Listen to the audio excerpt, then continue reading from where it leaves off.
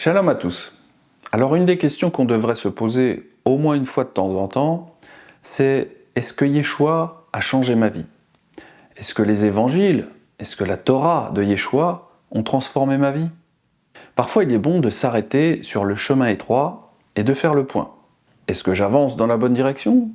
Quelle distance ai-je parcouru sur le chemin qui mène à Yeshua?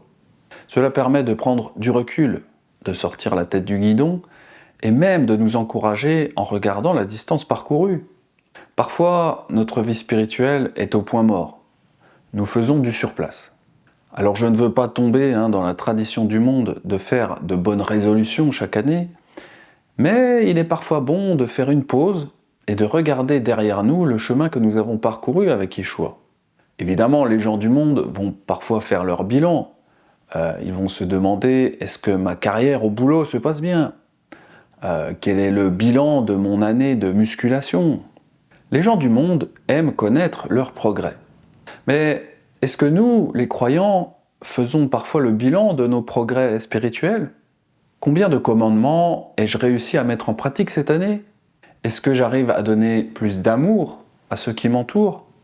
Est-ce que j'ai aidé Yeshua à construire son royaume sur terre d'une quelconque façon? Ou alors, est-ce que je vis comme les gens du monde? J'ai déjà rencontré des personnes qui apprennent sans cesse, des croyants qui étudient sans cesse mais qui ne changent rien dans leur vie personnelle. Ils n'arrivent pas à évoluer spirituellement. Alors, soit ces personnes regardent trop d'enseignements différents, ils font un pas dans des directions opposées, et donc finalement ces personnes n'avancent pas. C'est ce qu'on appelle boire à plusieurs fontaines. Ou alors, il y a des personnes qui se focalisent sur la théorie, et ne passe pas par la pratique. Un peu comme un homme qui connaîtrait toutes les techniques du potager sur le bout des doigts, mais qui n'a jamais mis les mains dans la terre. C'est ce que l'Écriture appelle les auditeurs oublieux. Car si quelqu'un écoute la parole et ne la met pas en pratique, il est semblable à un homme qui regarde dans un miroir son visage naturel, et qui, après s'être regardé, s'en va et oublie aussitôt comment il était. Mais celui qui aura plongé les regards dans la Torah parfaite, la Torah de la liberté, et qui aura persévéré, n'étant pas un auditeur oublieux, mais se mettant à l'œuvre, celui-là sera heureux dans son activité. Ce passage de Yaakov est un bel exemple de bilan. Il est bon en effet d'écouter des enseignements et d'écouter la parole, mais il est bon également de regarder si la Torah a changé nos œuvres. Car Yaakov dit qu'on sera heureux si c'est le cas. Ça fait à peu près 1 an que j'ai commencé à enseigner la doctrine de Nazarene Israël. Vous savez, le groupe américain de Norman Willis. Je voudrais partager avec vous les fruits de ces enseignements et le chemin que nous avons parcouru, ma femme et moi. J'espère que cela vous encouragera à faire votre propre bilan spirituel. Dans la vidéo Pourquoi j'enseigne, j'avais expliqué qu'un prophète nommé Michaël m'avait prophétisé que Yahweh ferait venir des rivières d'eau pour nourrir les brebis et moi. Cette prophétie s'est accomplie car ce ministère d'enseignement nous a beaucoup édifiés durant cette année civile 2023. Cela nous a fait beaucoup de bien à Yanchon et à moi. Les premiers enseignements que j'ai utilisés de Nazarene Israël datent même de 2022, avec le cours sur les sacerdoces et également les cours sur le calendrier de l'Aviv. Moi qui étais depuis toujours sous l'emprise du calendrier rabbinique et du calendrier de la Tekoufa, cela m'a ouvert les yeux et j'y ai trouvé une grande bénédiction car j'ai enfin pu comprendre la volonté de Yah par rapport à ses rendez-vous avec nous. Merci Yahweh pour ce grand pas en avant. Cela nous a beaucoup rapprochés de lui. Voici les vidéos qui vous aideront si vous cherchez à avancer sur ce sujet du calendrier. Ensuite, il y a eu l'enseignement sur les images interdites. Ce cours a été une baffe monumentale. Cela a beaucoup transformé nos vies. Nous avons pu nettoyer notre maison de tous ces symboles que Yahweh déteste. L'étoile de Ramphan, le poisson Ménorah, les diverses représentations et tableaux dans notre maison. Cela nous a vraiment libérés spirituellement. Par la suite, il y a eu également notre sortie du rabbinisme. Je pense que c'était la plus grande prison dans laquelle nous étions Yanchon et moi.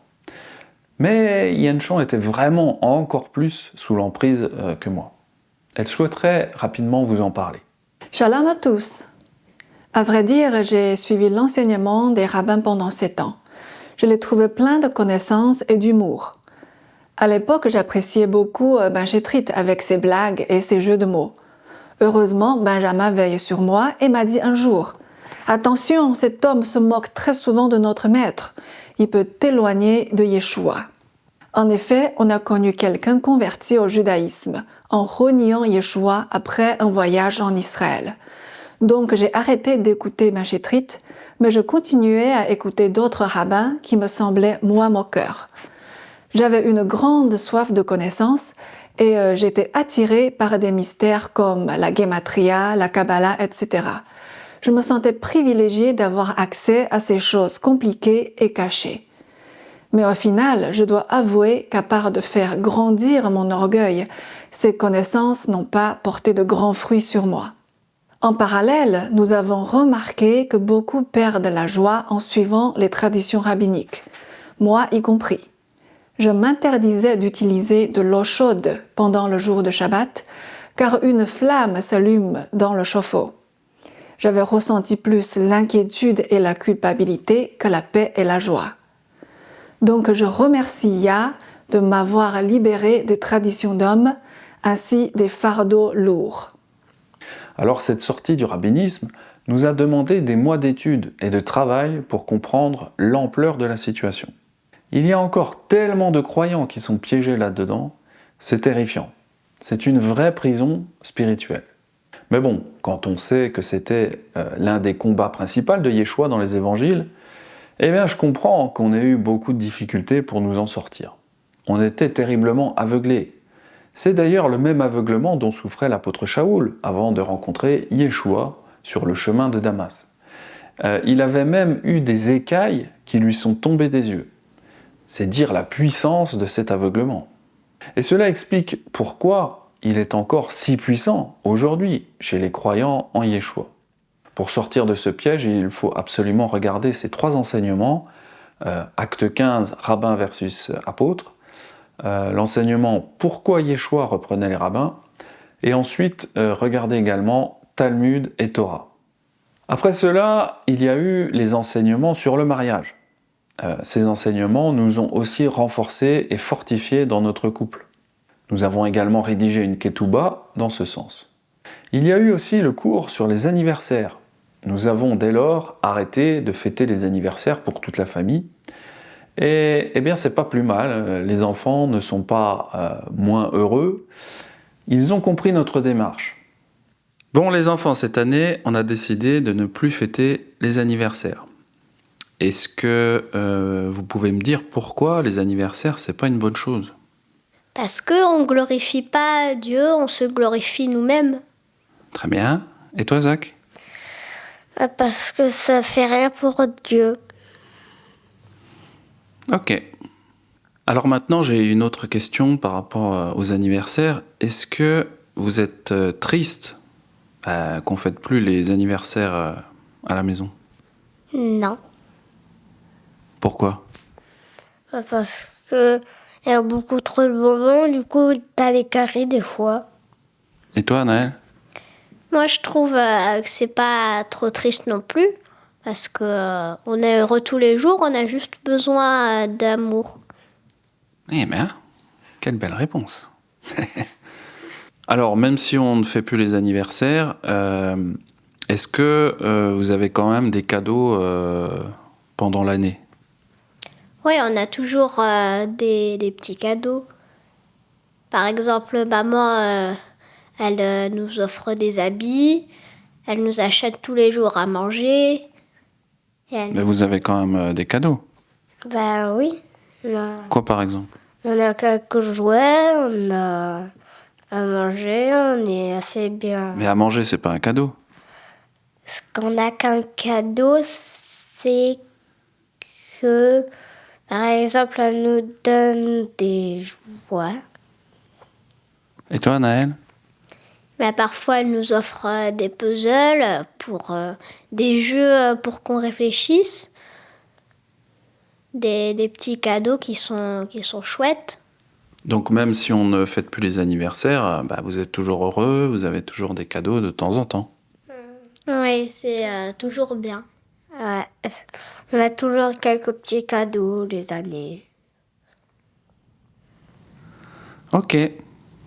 Donc vous voyez, il y a vraiment beaucoup de fruits de tout ce travail d'enseignement. On trouve vraiment une paix et une joie dans notre vie renouvelée en Yeshua. Nous avons aussi commencé à faire lits séparés durant la semaine d'impureté de ma femme. Au début c'était étrange, mais franchement, on est content de nous retrouver ensemble après une semaine de séparation. En tout cas, notre couple se porte à merveille. On n'a jamais eu une telle paix dans notre couple depuis qu'on se connaît. Grâce à la Bible, nous connaissons mieux notre rôle et cela fonctionne bien. Un enseignement qui m'a beaucoup marqué également, c'est celui de Marc XVI et la division du corps. L'unité du corps de Yeshua reste à ce jour une de mes grandes préoccupations. Les choses se mettent doucement en place, mais bon, c'est Yahweh qui guide ces choses et son temps, c'est pas comme le nôtre. J'ai également réalisé différents enseignements sur les fêtes, sur Shavuot, Yom Teruah, Yom Kippour et Sukkot. Cela m'a permis également de réaliser à quel point ma pratique de ces fêtes était souvent très rabbinique, sans que j'en aie vraiment conscience. Dernièrement, j'ai fait 2 vidéos sur l'alimentation, et ce sujet a également été l'occasion pour nous d'améliorer encore davantage notre alimentation, et donc notre santé. Réduire les quantités de nourriture d'origine animale, réduire les quantités d'aliments industriels, etc. À chaque nouvel enseignement, il doit y avoir des changements dans nos vies, car sinon, cela ne sert à rien d'apprendre. Donc je vous conseille vraiment d'aller regarder les vidéos que j'ai pu faire depuis fin 2022, car ce sont des enseignements très importants pour votre croissance spirituelle. En tout cas, de notre côté, ça nous a vraiment beaucoup transformés et édifiés. Ma chaîne YouTube compte environ 100 vidéos, ce qui est vraiment énorme. Et je n'ai pas chômé durant cette année avec plus de 65 vidéos réalisées. Alors évidemment, l'objectif, c'est pas de faire du chiffre, mais je veux poser les fondations doctrinales pour pouvoir un jour construire une maison solide pour le développement plus profond d'une communauté de disciples nazaréens. Je veux vraiment remercier Yahweh pour tout ce travail qu'il a permis. S'il ne m'avait pas poussé à quitter mon travail, rien de tout cela n'aurait vu le jour. Et je le remercie souvent de cette bénédiction de pouvoir le servir quotidiennement. Alors évidemment, c'est pas toujours rose. Il y a parfois des moments difficiles, certaines épreuves, mais bon, ça fait partie du chemin étroit. Beaucoup voient le chemin étroit comme un beau chemin de forêt avec des oiseaux qui chantent. Mais en réalité, le chemin étroit ressemble plus à une tranchée dans laquelle il faut souvent rester à couvert pour ne pas se prendre une balle de l'adversaire. Parfois l'ennemi est même à côté de vous dans la tranchée. C'est pas pour rien que Yeshua est appelé l'Éternel des armées. Yeshua prenait des attaques spirituelles tout le temps, et parfois même de son propre camp, comme la plus célèbre avec Judas Iscario. Quand vous suivez Yeshua, ne vous attendez pas à ce que ce soit de tout repos. C'est pas ça, mais c'est plutôt ça. J'ai aussi eu la chance, la bénédiction de pouvoir faire 2 baptêmes cet été dans la mer. C'était vraiment des moments puissants et émouvants pour moi. Je vous remercie d'être toujours plus nombreux à regarder les vidéos et à vous abonner. On est presque 4000 abonnés. C'est vraiment bien pour la diffusion des enseignements nazaréens. Je ne sais pas encore ce que l'avenir nous réserve. Les temps sont de plus en plus sombres, il est vrai. Mais cela doit nous encourager davantage à éclairer ces ténèbres de plus en plus épais avec la lumière de Yeshua, notre Sauveur. Gloire à Yahweh pour toutes ces bénédictions passées et toutes ces bénédictions à venir. Soyez tous fortifiés et bénis. Un grand shalom à vous tous. C'était Benjamin. Et Yenchon, shalom!